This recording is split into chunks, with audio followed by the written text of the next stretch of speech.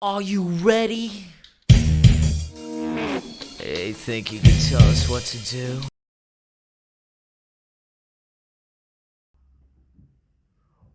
Welcome to PWC. I'm your host, your mother's favorite, Vaz, and it is WWE Monday Night Review Show. That's right, it is the Monday night after Money in the Bank, and I must say, this show felt like a Raw after WrestleMania. It had everything we wanted it to have in the first live audience for Raw.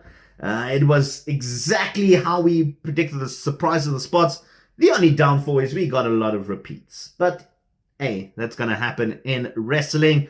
Gonna get to the reviews of Monday Night Raw, but please guys don't forget to click subscribe and hit the notify bell so we can get all the notifications of PWC and what we post every single day, or we try at least every single day. Unfortunately, life and pandemics get in the way fairly often, but we try and push as much content out as we can, and we're gonna get more people on board. So yeah, the more people we have, the better. So you don't have to just see my ugly mug every day. That's great. And of course, if you guys have a comment or two, leave them in the comments. We'll get back to you guys, and let's get to the review of Monday Night Raw. And we kicked off Monday Night Raw with a announced John Cena return. That's right, we had Mr. Kiddie-friendly John Cena pop out with a popping pop. Pow! Yeah, too many pops in that sentence. But John Cena popped out, and yeah, he got a thunderous reply.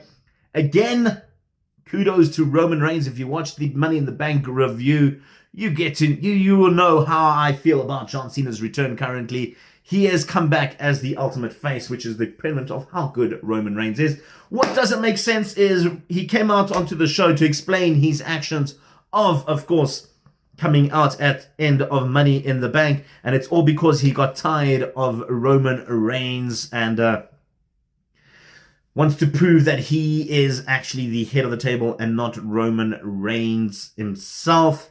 And announced it will happen at SummerSlam. But what I don't get is why come out on Raw to do it when Roman Reigns is the SmackDown. Obviously, they wanted a little bit more star power on Raw, but it didn't make sense in the grand scheme of things. A nice little fun ending, though, I must say, I did enjoy, was the original bro,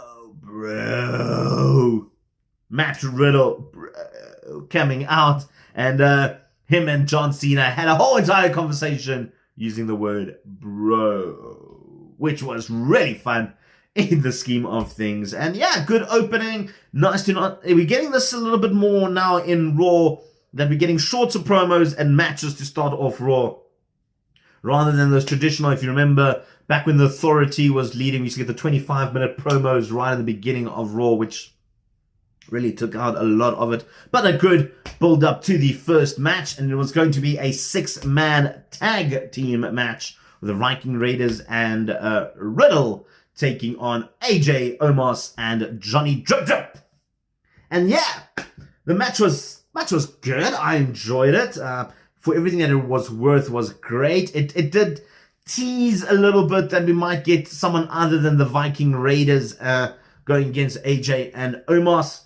It solidified the what they were trying to do at Money in the Bank, showing that AJ and Omos are a tandem, which was great. Johnny Drip Drip, I mean, this man just can't do wrong, can he? Like, it was beautiful. I must give a kudos to Ivar and his moonsault off the top rope, which he didn't land, but it surprises me every week. Now I've been watching the Viking Raiders from before they were even on NXT, when they were still on Impact, and these guys are just so good. Like, for their size, they should, like, Ivar should not be doing a moonsault off the top rope and doing it picture perfectly, right? Ivar should not be doing suicide dives, but he is. Or Eric shouldn't be doing it. It's just not right physically. But they do it, and they make it look so good, and I love it. I love everything about it, and I really hope that they get a proper push in WWE. But we got a good little tease at the end. Riddle used one of the dripsticks and splashed Omos, and then gave the stick to Miz. Omos got confused. Classic WWE distraction finish. Leaving a poor little Johnny Drip Drip in the ring alone, got destroyed by the Viking Raiders, and they picked up the victory with Riddle. But the big talking point is how Omos and AJ ran after the Miz, who was retreating after that little bit of a mix-up with Riddle.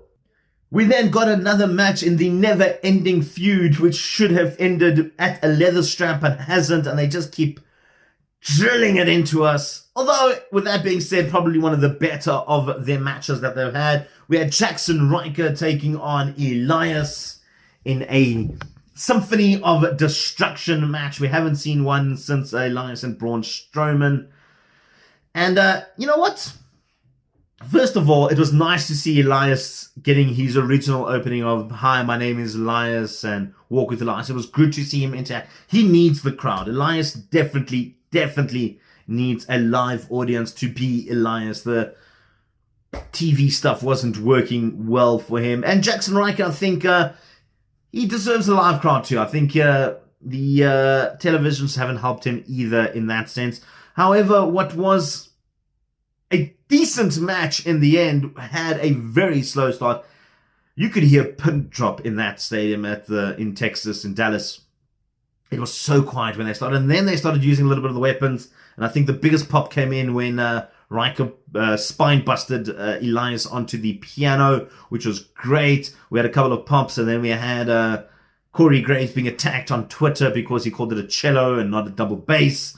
And Elias breaking the double bass over in the end on Jackson Riker. The crowd was starting to get in there. We started screaming, we won tables, we won tables. Lucky for them, there was a table set conveniently by ringside. And what was probably one of the best spots of the match, we had Jackson Riker superplex Elias through the table and picked up the victory. According to reports, both men have suffered a little bit of a minor injury, so this will probably be the end of this rivalry. I think a lot of us are hoping that it's the end of this rivalry, because it's been boring, and again, should have ended at the leather strap, which was a disappointment in its own, but hey, we got it. Let's move on. That's okay. And then from one disappointing match to another, we had the tag team champions of the women's division, Natalya and Tamina, go against Shayna Baszler and Nia Jax. In what felt like the billionth time, we've watched them in a match that felt like we were watching it for the billionth time. There was nothing new about this match. The point of this match was just to have the ending, which it was either going to go one or two ways. Either they were going to break up as a tandem, or Reginald was going to get kicked out. And he got headbutted from Nia Jax, and that was the end of Reginald. And that they picked up the tag team champions picked up the win, so that was great. But again, it's a match we've seen a million times. The post stuff was cool though. We got to see a little bit more of Reginald, which is I think where we were trying to go with this thing. So basically, Reginald was left on his backside in the middle of the ring. Tozawa came out, followed by all the 24/7 goons, which is a lot less than what we normally had. I think we had Lindsay Dorado, R-Truth, and Drew Gulak only in the chasing pair for the 24/7 title, so it's getting less. He came into the ring. Reginald saw his opportunity, did a couple of cool moves. Really cool finish, I guess you can call it. He does like a flip and lands on his... Yeah, it was quite a cool move. And picked up the 24/7 title to become a first ever 24/7 champion. He then tried to escape and did a really cool jumping move over Drew Gulak using the steps. And became your new 24/7 champion. So well done to Mr. Reginald. And hopefully Raw was going to pick up. And our hope did not get there. Because we got for, again, the billionth time, Sheamus taking on Humberto Carrillo. A nice different take on it is that Sheamus made a point of this, that why does he have to fight him again? And look, when it comes to this sort of Sheamus Carrillo thing, this was probably one of their best matches that they've had. But that's not to say that it was a good match.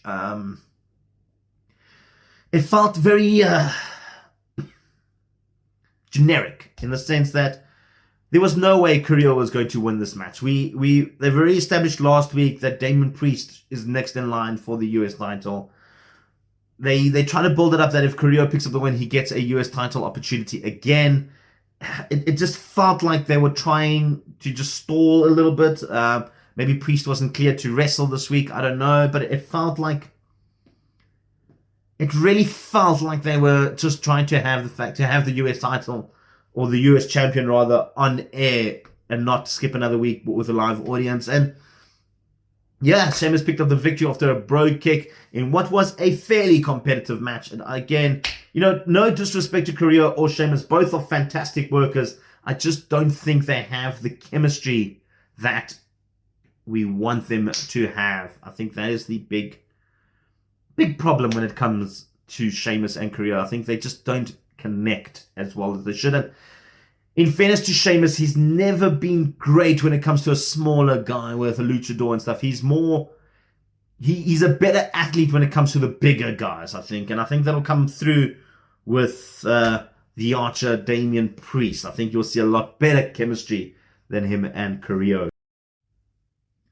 But of course, with all these disappointments, there had to be a turning point at some point in Raw to help us get more involved in Raw, and Bobby Lashley answered that call. We got a seething promo from Bobby Lashley and MVP, a nice good little ad buffer, and we had the open challenge where Bobby Lashley basically told them how he's decimated everyone. They showed footage of him destroying Kofi Kingston from that Money in the Bank. And they were building up, who is brave enough? Who is brave enough? Who is brave enough? And I'm moving the camera back because I need all the space that I can get, baby. Yes! Who is brave enough?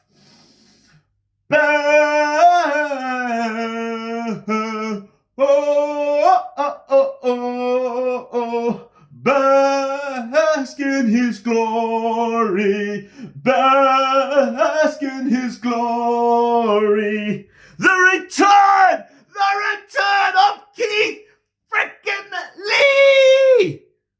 Hallelujah, hallelujah. The return of Keith Lee. You can tell I'm excited. Let me bring this down a notch. It is the return of the glorious, the basking in the glory, the limitless Keith Lee. And what a return for the big man, stepping up to Bobby Lashley. Yes, he didn't pick up the victory, unfortunately for that. But what a match and what a pop for Mr. Keith Lee. And it was fantastic to watch this match. So good, so good. MVP calls the distraction, which gives Lee a good, genuine opportunity to maybe further down the line continue this story. Big point is that he couldn't put the hurt lock on Keith Lee and had to resort to a huge body slam instead. Bobby Lashley picked up the victory over Keith Lee, and that's not where the surprises ended, and possibly the worst kept secret of WWE this week. I mean, we saw the reports from Saturday already that a certain Bill Goldberg was coming back, and he did. Marched down to as soon as Lashley picked up the victory, celebrating, his music hit. He walked down to the ring, picked up a microphone, pointed at the title, and said, "You're next." We know what happens. And from all the hype that we had, and to a match that a lot of us didn't expect we would like, but we did. It was advertised throughout the show that Karrion Kross, the NXT champion, was making his Raw debut. And I feel like this could have been better if they kept it a secret, rather than have Jeff Hardy come out there and talk a little bit and have Karrion interfere. A big talking point is Scarlett did not join Karrion Kross on the main roster. And I hope they rectify their mistake next week. I do, because as little as Scarlett actually does talking-wise, she's there. There's something about it that just makes Karrion Kross look meaner and angrier and stuff like that. And yeah, good match, Jeff Hardy and Karrion Kross. we expected a bit of a squash match, but Jeff Hardy picked up the surprise victory, and I hope this turns into a little bit of feud. We had Karrion Kross in a little interview backstage saying Jeff just made the biggest mistake of his life. It was a schoolboy, the most electrifying move in sports entertainment, the schoolboy roll-up, and Jeff Hardy picked up the victory over Karrion Kross on his Raw debut. And you know what? I think this was actually a good debut for Karrion Kross. I think it was something a lot of us didn't expect. You know, normally when we have a debut or someone like as hyped as Karrion Kross is on NXT, we expect him to come to the main roster and pick up a victory straight away and have like a winning streak. And it's cool that a veteran like Jeff Hardy can pick up a victory over a dominant guy like Karrion Kross, whereas guys like, you know, Pete Dunne, Johnny Gargano, Adam Cole, Kyle O'Reilly can't do the business, and someone like Jeff Hardy can. It's quite cool in the sense that we're not getting this tried and trope tested of a man coming in, dominating win after win after win after win, and getting buried like that. It's a good start, I think, to Karrion Kross's Raw debut. But like most NXT call-ups, time will tell how he fares on the main roster. We then moved on to the main event, which was announced earlier after Charlotte was doing her celebratory victory thing that they always do. And we had Rhea Ripley taking on Charlotte Flair in the main event for the women's title match. It was a rematch of Money in the Bank. And again, it's been a running theme for Raw this week. We've had another rematch, another match that we've seen about 1,000 times. We started off with the tag team match. We saw it with the Carrillo and Sheamus match. It's a tried and tested trope that we just getting into emotion, and eventually we wanted to finish, but it's not finishing what we wanted to finish. But with that being said, this was probably one of their better matches that they've had. I mean, the Money in the Bank match was damn good. I really enjoyed it, and I think this one wasn't as good, but it was a solid match that built up exactly what it needed to be. The finish, I kind of expected something like this. It was a DQ finish, which means Charlotte retains the title either way. But I think the bigger point of talking about this is the ending of how it happened. And we got a new women's champion. And no, it wasn't Rhea Ripley. Money in the Bank winner Nikki Ash took her opportunity. She saw Charlotte was beaten and bloodied after the match. Rhea Ripley let rip on Charlotte, leaving her basically incapacitated in the middle of the ring. Nikki Ash saw her opportunity, cashed in, did a diving crossbody, picked up the 1, 2, 3, and we have a new women's champion in Nikki Ash. And for the what feels like the 20th time, I think, in fact, the only one I can remember holding the Money in the Bank title, I think the last person to do it was Carmella. No, it was Alexa Bliss, actually. Well, I think Carmella, but I can't remember who was first. No, it was Alexa Bliss. Every single other woman's Money in the Bank winner has basically cashed in either on the night or the day after now. They've not had lengthy Money in the Bank runs, which is fine. And I'm happy for Nikki Ash, but I know exactly where this is going. And I'm not going to say anything yet. Let's see how this pans out. Maybe Nikki Ash, you know what? Nikki Ash, you deserve it. I mean, she's been one of my favorite wrestlers from NXT days. Nikki Cross coming in, I really felt like she deserves a proper main roster run, and she's getting that now. So well done to Nikki Ash, your new women's champion, and keeping up the tradition of Money in the Bank winners for the female side. 100% success rate. Well done, Nikki Ash. Thank you very much. And with that, thank you very much. It brings us to the end of Monday Night Raw. And all in all, amongst all the repeats that we've had on Raw, and we'll probably get them again next week, it felt like a different show. It feels like Raw kind of has, one step forward, 2 steps back, in the sense that they've had 3 or 4 good shows, and then they went back to the old tried and tested, boring Raw, which I guess is Raw's for me. But again, it felt like the WrestleMania after all. We got the surprises we wanted. We had the return of John Cena. We have the return of Keith Lee, the return of Goldberg, the debut of Karrion Kross. There was a lot to talk about. when it came to pops and stuff. The live audience does help Raw a lot. In that being said, the main event was pretty cool. We had a cool cash-in as well. Again, a rematch of a match we've seen, but it had different elements, which was great. I'm giving this Raw a 7 today. Let's go 6.5, actually. 6.5. We had that middle bit, which was just boring. The Tamina, the Sheamus, just the repeats and repeats and repeats and repeats and repeats, and it just didn't end. But again, well done to Raw. Decent show. 6.5 on the Vaz scale. From me, though, once again, thank you very much for guys for listening. Don't forget to click subscribe and notify your parents, grandparents, lovers, haters, whoever you like. PWC is here to stay. We bring you all this amazing content every single day. From me, though, till next time, peace and chicken grease.